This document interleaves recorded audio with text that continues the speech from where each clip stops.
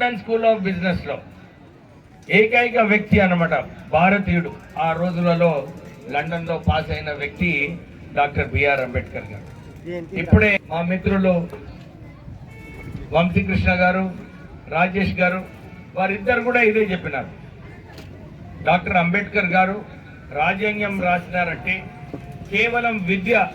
ఆ రోజులలో వారు ఒకటే ఒక ఆలోచనతో, నేను మంచిగా చదువుకున్నప్పుడే నాకు గౌరవం వస్తుంది, నేను క్రమశిక్షణ ఉన్నప్పుడే నాకు ప్రజలు గుర్తిస్తారు, నేను ఇన్ని ఇబ్బందులు ఉన్నప్పటికీ కూడా ఒకటే ఒక నినాదం పైన నేను ముందుకు వెళ్ళినప్పుడు ప్రజలు నాకు గౌరవిస్తారని చెప్పి అంబేద్కర్ గారు ఆ రోజులలో ఎన్ని ఇబ్బందులు ఉన్నా కానీ నేను నా ప్రజల కోసం పనిచేస్తాను, నేను నా ప్రజల కోసమే జీవితం త్యాగం చేస్తామని చెప్పి డాక్టర్ బిఆర్ అంబేద్కర్ గారు చెప్పడం జరిగింది.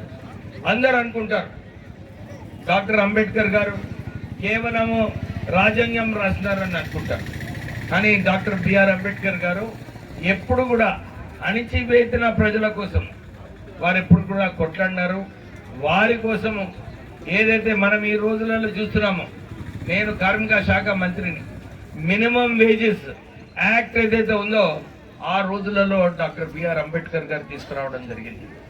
అంతేకాదు మహిళలు పనిచేయడంలో, కార్మికులు పనిచేయడంలో ఆ రోజులలో 12 గంటలు 15 గంటలు పనిచేసేది.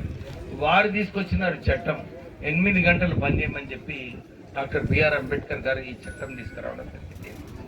బిఆర్ అంబేద్కర్ గారు ఆ ఆర్థిక పరిస్థితి, ఆ రోజులలో భారతదేశం ఆర్థిక పరిస్థితి ఎట్లా ఉండాలి, దీనికోసము మనం ఏం చేయాలని చెప్పి వారు లండన్ స్కూల్ ఆఫ్ బిజినెస్ లో చదువుకున్నందుకు ఇక్కడికి వచ్చి మన రిజర్వ్ బ్యాంక్ ఆఫ్ ఇండియా ఏదైతే స్థాపించారో అది కేవలం డాక్టర్ బిఆర్ అంబేద్కర్ గారి ఆలోచన ప్రకారంగా మనకు రిజర్వ్ బ్యాంక్ ఆఫ్ ఇండియా స్థాపించడం జరిగింది.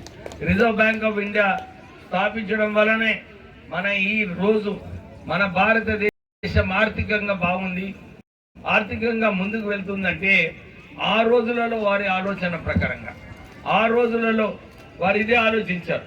ఏదైతే మన భారతదేశంలో ఎకనామిక్ డెవలప్మెంట్ ఉండాలో, ఎక్స్పోర్ట్స్ చేయాలి, ఇంపోర్ట్స్ తక్కువ చేయాలని చెప్పి ఆ రోజులలో వారు ఆలోచించి ఈ రిజర్వ్ బ్యాంక్ స్థాపించి ఈ దేశానికి ఈ ఆర్థిక పరిస్థితి బలంగా ఈ రోజు ఉందంటే డాక్టర్ బిఆర్ అంబేద్కర్ గారి ఆలోచన ప్రకారంగా. అయితే మనమందరం కూడా చాలా మంది ఇంతకుముందు మాట్లాడినప్పుడు చెప్పినారు, సార్ అందరూ వస్తారు, స్పీచ్లు ఇస్తారు, వెళ్ళిపోతారు, మరి మా అంబేద్కర్ గురించి మర్చిపోతున్నారు అని చెప్తున్నారు. నిజంగానే అది కూడా ఒక విషయం. మనమందరం కూడా ఎట్లయితే అంబేద్కర్ గారు మంచిగా చదువుకున్నారు, చదువుకున్న తర్వాత ఒక పట్టుదల, ఒక డిటర్మినేషన్, ఒక పట్టుదలతోని నేను నా సమాజానికి నేను పనిచేస్తాను, అణిచివేసిన జాతులకు అందరికీ కూడా న్యాయం చేస్తానని చెప్పి ఆయన ఏకైక లక్ష్యంతో వారు పనిచేయడం జరిగింది.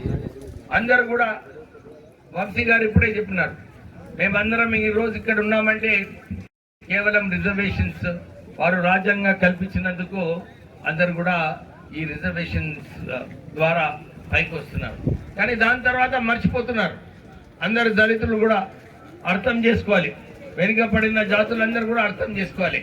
మీకు ఏదైతే డాక్టర్ బిఆర్ అంబేద్కర్ గారి ద్వారా ఎన్ని రిజర్వేషన్స్, ఎన్ని ఫలితాలు ఉన్నాయో మీ బాధ్యత కూడా ఉంది. దీంట్లో తగిన జాతికి ఉన్నవారు, బీద ప్రజలు ఎవరైతే ఉన్నారో వీళ్ళందరికీ కూడా ఓ మెంటోరింగ్ చేసి వారు ఏది మంచిది, ఎట్లా చదువుకోవాలి, ఏం చేస్తే బాగుంటుంది, కల్చర్ ఎట్లా మంచిగా చేసుకోవాలి, తాగుడు ఎట్లా బంద్ చేయాలి, ఇవన్నీ కూడా అంశాలు మన వాళ్ళందరూ కూడా తర్వాత వారు మెంటోర్ చేస్తూ ఒక గ్రామానికి ఒక 5 మందిని తీసుకొని వీళ్ళందరికీ మంచి చదువులు చెప్తూ వీళ్ళందరికీ ఒక మంచి దారి చూపించే బాధ్యత మన పైన ఉందని చెప్పి ఇక్కడ ఉన్న చదువుకున్న వాళ్ళందరికీ కూడా ఒక విజ్ఞప్తి. మీరందరూ కూడా ఇది దృష్టిలో పెట్టుకోవాలి. ఈరోజు రాహుల్ గాంధీ గారు